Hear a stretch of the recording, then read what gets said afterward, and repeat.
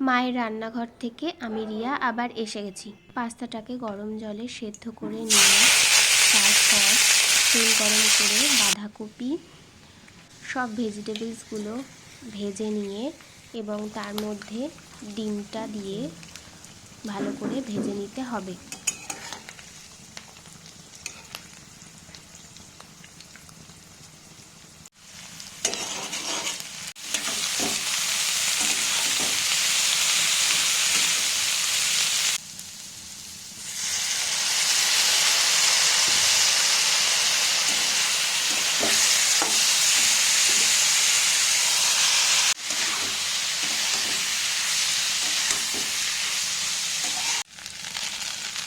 ভালো করে মিশিয়ে নিলে রেডি হয়ে যাবে পাস্তা।